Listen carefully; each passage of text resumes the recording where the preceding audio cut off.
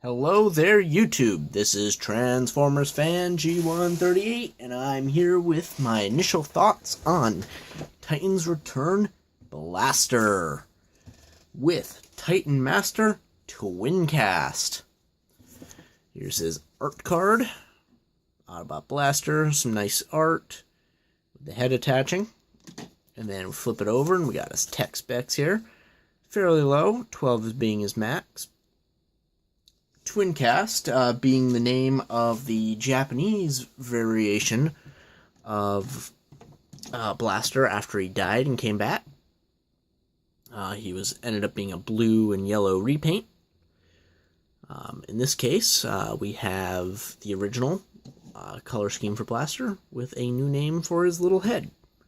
Now, if we look at his head here, just adjust the light here. He's actually designed to look like Blaster. He's got his nice head painted, including his visor.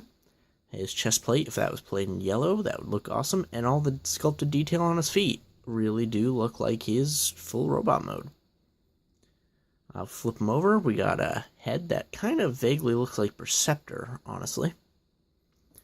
And he is in his base configuration mode. This is his third mode, and all over the figure we got these little pegs that tab into the bottom of his feet, like right here. We got some up here, these tools and satellite thingies. There's a nice seat for him up here, as well as one by the gun turret, so you can be looking at the screen when he shoots you. We got some nice guns here with a little bit of articulation. And then the ramps, which can connect to other Titan Master Leader class figures, such as Optimus Prime. We also can attach these to Metroplex to make the ultimate Autobot City. So overall, it's a pretty decent looking base mode. Not really the reason I got the figure. I got him to look like a really classics Blaster with a radio alternate mode. And before I got this guy, I had the Fall of Cybertron one standing in place, and I actually still have Fall of Cybertron Sound Blaster standing in place for the reincarnation of Soundwave. So, grab the Titan Master here. Maybe. There we go. Unclip this gun. Now, with this, the various Autobot and Decepticon tapes can fit inside. The new tapes, of course. Those including Rewind, which I am going to do a review of next. He's up on the shelf. He's unfortunately not in vehicle mode, so I can't just slap him there. So to transform him into a cassette tape mode thing, we flip this clear panel up and flip this one down, and then flip that one down again. At this point, we just flip this up and lock it into place. Now there's a little button. This is gravity fed, and this is on also, I think this one might be on a spring here. Yeah. So that acts as your ejection port. So next, what we'll do is we'll fold down both of these and fold up both these guns. We'll bring these out up top and rocker that off. This just pegs on with these. We'll open this up again and slide this right into the tape deck. It's basically a big floating weapon platform thing. So at this point, we are almost completely in robot mode. We just need to, are in boombox mode. At this point, it's just lining panels up to where they need to go. Like here. There we go. There's a little tab on the back of one of the arm pieces. Right here. Which we will use to tab into the back panel of base mode. And then we'll fold in these, which still leave that peg open, and that pegs into here, and this pegs into here. At the same time we do that, we'll rocker this in place.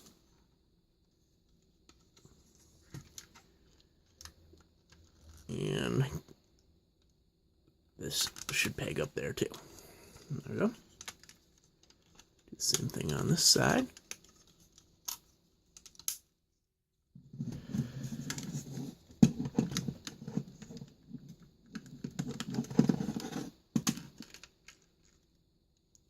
And from there, oops, that will happen a lot with this figure. He doesn't like, certain parts don't like staying tabbed together too well. It's not that they're poorly lined up, it's there's so many moving parts on his legs, it's kind of difficult. And there we have boombox mode. So at this point, you have the nice carrying handle. And for once, Soundwave is going to be based on this instead of Blaster being based on Soundwave. For the past few Blaster incarnations, it's always been, for the most part, a repaint of Soundwave. Now we're going to have a Soundwave that's based on a repaint of Blaster, which is kind of cool, I guess. Now, if you're looking for a place to store the Headmaster in this mode, this one, surprisingly, does not really have a cockpit compared to the others. However, there's plenty of empty space in these if you wanted to stick him in here. So at least you can store him if you want to display him in this mode. That way you're not going to lose him or misplace him. But overall, it's a pretty convincing boombox, even though like most kids aren't going to know what this is these days. That's kind of unfortunate. And then you can take the gun and peg it back here for storage. It's a little weird, but again, it works.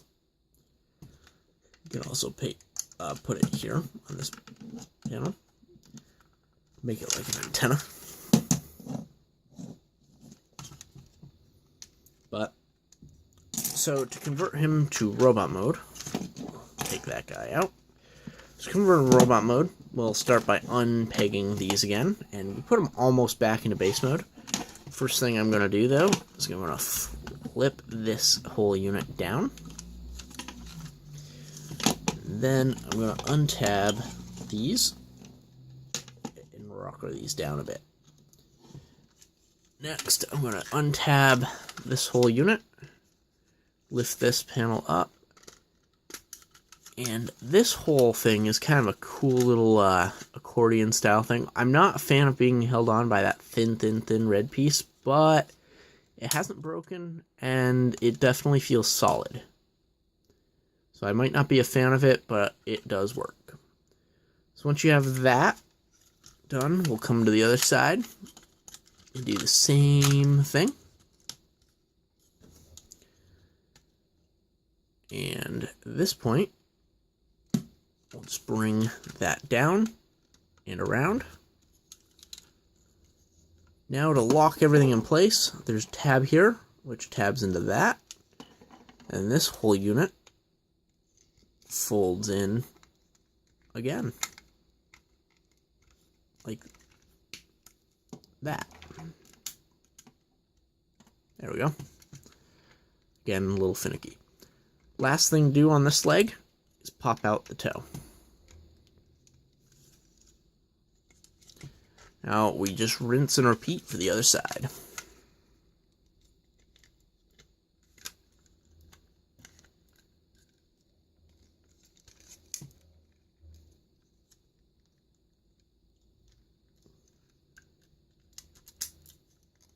There we go. Takes a little bit of finesse to get everything working together, but once you do, it's a really cool figure.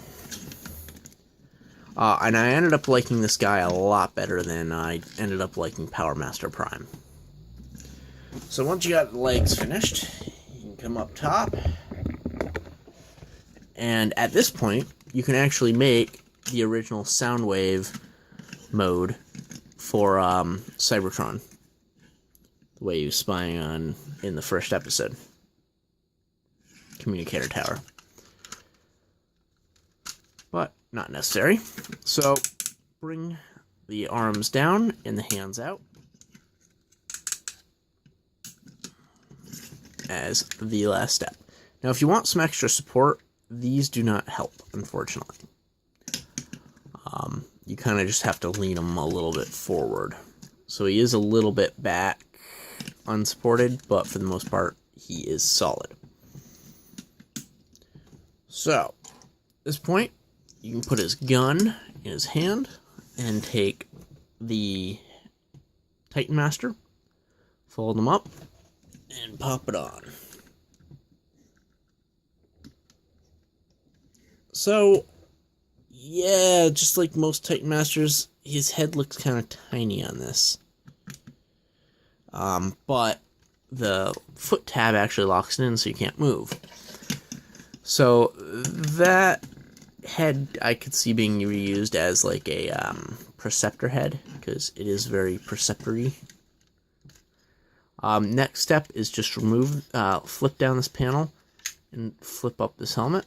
We'll flip this panel back up, swing around to the front, and this whole thing sets down over his face.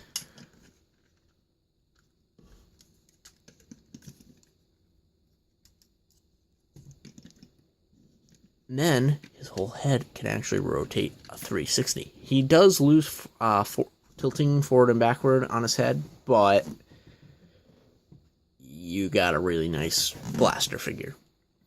So for articulation, this guy is actually pretty impressive. This is why I like him better than Prime, because his legs go together instead of being split 100% of the time. Plus, instead of being molded, he's got ankle tilt here, here, a little bit in the toe due to transformation. We have a just under a 90-degree knee bend, or 90 degree, depending on where you position the upper leg. Swivel, ratchet, ratchet. Armor moves out of the way. And up by the arm, we have a ratchet, ratchet, ratchet. And unfortunately, the hands do not swivel at all. But we do have a swivel above the elbow. So, you get a lot of cool poses out of this guy because of the mobility. Although his overall bulkiness is a little bit unnatural, I guess. But he definitely has the G1 blaster look down. And again, I messed up the lining of this. There we go.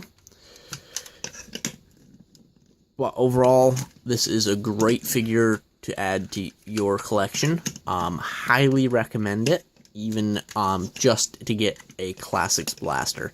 Even though he is a Headmaster, it's reminiscent of where the head used to go in Blaster. So, overall, I think he's definitely a win all the way through. Very happy with the results of this figure. Even if it's a little finicky here and there, definitely worth getting. We'll just do a 360 here. I like the pattern on the legs. He's got a big butt, but you know, whatever. Had a little too many Energon pizzas.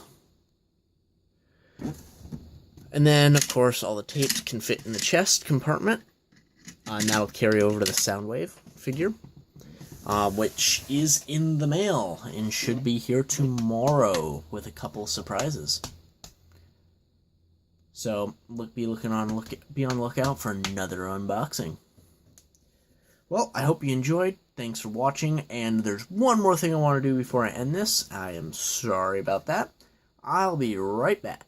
Did you miss me? We have the Generation 1 San Diego Comic-Con Generation 1 blaster. He's a little dusty, actually. Anyway, just dust him off a little bit. And you can tell he is actually the same height, which is kind of cool if you think about it. He's got very, very similar placement of stickers. Stickers. Definitely, like, all the arrows are in the right place, the speakers on his legs, even the shape of the design on his upper legs there. It's just all there. They even have the crease. They really put a lot of detail in here. The only thing they don't have is the buttons, but, I mean, come on. It's a phenomenal representation. Down to the bulky arms. The black on the side of the legs. The back leaves a little bit less desired on both of them. I mean, this guy's flat, this guy's bulky. But from the front, they did a really, really fantastic job. And the fact that this one does have the visor, but he has got the yellow eyes. And you got the yellow eyes on there. It's really cool representation. And even though they didn't do the right pattern on the shoulders, you can definitely tell where they got the color scheme from.